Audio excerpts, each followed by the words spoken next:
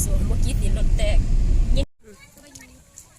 ก็ทำนี่เอาไปกล้องเลยว่ามึงจะได้มาที่เรียนมาที่เราอะไรดูนะจัดรีวิวกระดุม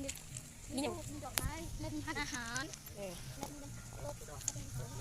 ไป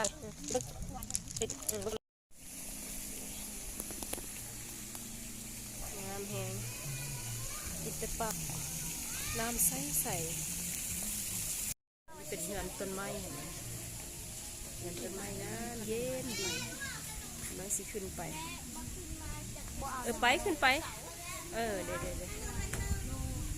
ขึ้นมากับพอดีมาเจอร้านกาแฟหอมแซ่บเด้โอ้งามไดโนเสาร์อย่างแดลงไปทางนี้ก่อนค่อยอัดวันนั้นจะมีแหล่งน้ำที่มีปากคลองอยู่แม่ว่าเห็นบ่เป็นสีเหลืองบ่ไปรอแม่เห็นคุณแม่คุณไปอยู่คุณก็ได้เห็นบ่เห็นปลาสีอย่างเห็นปลาสีแดงบ่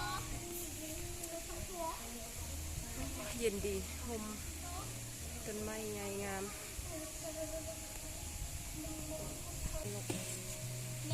มีคนอาบน้ำเลย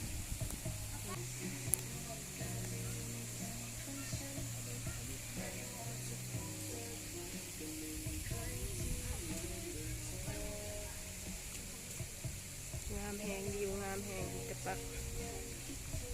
งามเกี่ยวมาบนเฮือนต้นไม้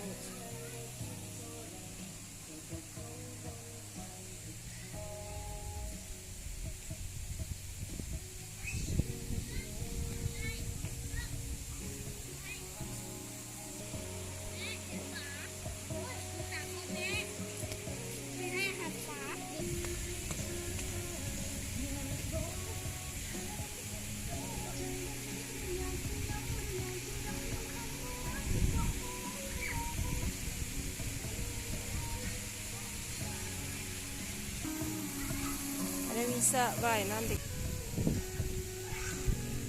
มาเที่ยวสวนอินทปักอีกแล้วเด้อเป็นเพื่อนงามแหงวิวนี่น้ำกระใ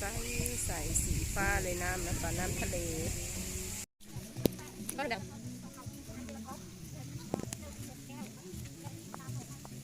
กินใจก้อนกับบ้านเรารีวิวไปไหนตามคือเนาะแล้วตามนะ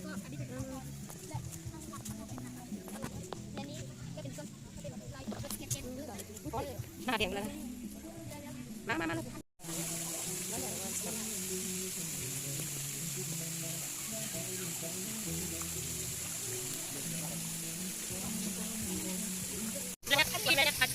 มันหน้าแต่เราดูดีแต่ทำได้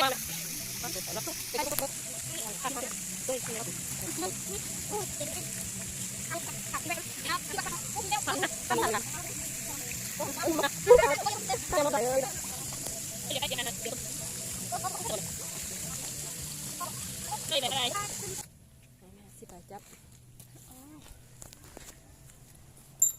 วันนี้เขามาทาง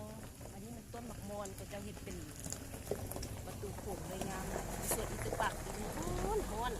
เขาสิพาเลาะจากหน่อยก่อนไปว่าแล้วก็ไปอุโมงค์นี่แล้วอุโมงค์ถึงแล้วทุกอย่างยินดีต้อนรับสู่อีตุปักโอเคจะได้รีวิวไหมเด้ออันนี้เป็นซีรีส์โอริซาที่สนับสนุนโดยซัมเมอร์บีนี่แห้งสบายดีมันดีจุดส่วนอิตปักเด้อฮ้อนแห้งจะได้ใส่อันเสื้อธรรมดาลั่นขึ้นไปเนาะเสื้อเนาะมันฮ้อนเลยก็เลยว่าเดี๋ยวลั่นลง